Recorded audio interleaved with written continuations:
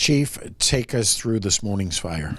Yeah, so at 6:42 this morning, we had received a medical alert alarm from a address in the Rustic Pines Mobile Home Park off of Plain Street. So we dispatched our engine from the Kelly Boulevard Fire Station and the ambulance out of headquarters. While they were en route, we had got subsequent phone calls reporting a building fire at the same address on Woodchip Square. Is there a difference fighting a fire in a house and then a trailer?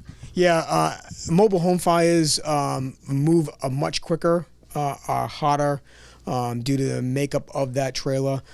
So when the two firefighters arrived, because they were already en route for the medical emergency, they didn't have their firefighting PPE on because they're going to a medical emergency. So when they arrived, they had heavy fire conditions. They quickly put on their firefighting PPE. There was only two firefighters on this fire truck, so they were tasked with getting hose lines deployed and also searching. A police officer arrived at the same time and told the firefighters he heard somebody yelling from what we call the Delta side of the building. So they immediately moved their hose line over to the Delta side of the building, and they found an occupant still in the building in the breezeway area, and they had to assist her off the breezeway and outside the safety. You know, I have to ask, what is the Delta side of the building? So if you're looking at the front of the trailer, it'd be the right side of the trailer. So they encountered very heavy fire conditions. It quickly spread because they were not able to apply water. They were making a rescue essentially to get her out to the front of the building, and then they passed her off to the first arriving ambulance. We did have some additional challenges. One, we had fire hydrants in the complex, but the firefighters couldn't get the caps off. They were frozen shut. They are not maintained by the town. They are maintained by the association of the trailer park. So we're addressing that with them as we speak to get their hydrants maintained and tested. So we had to lay in about 700 feet of hose from Plain Street as our water supply. And then due to the occupant that was in distress, as well as the heavy fire load and the water issues, we did strike a second alarm, bringing in mutual aid. Sounds like the woman who was rescued is very fortunate this wasn't a fatality. Yeah, very, very fortunate. A lot of fire.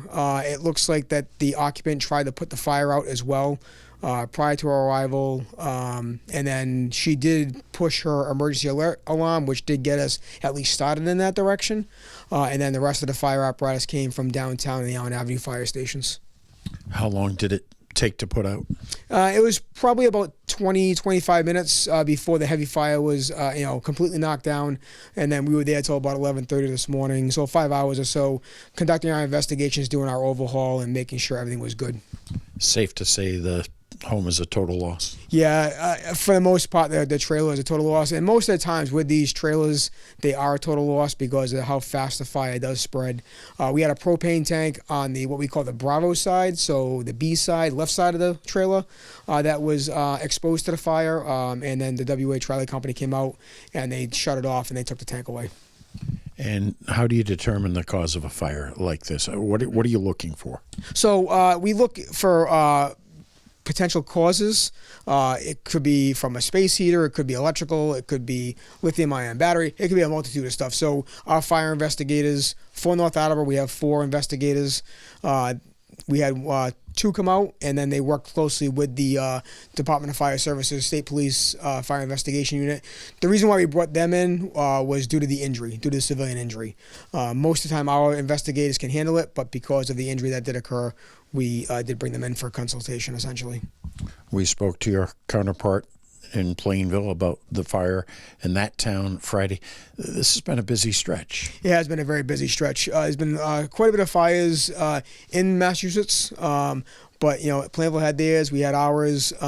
This time of year, it tends to be a busy year, especially when it's getting colder out. Space heaters that are being utilized. So I would just encourage people, if you're using space heaters, make sure you've got 36 inches of clearance on your space heaters.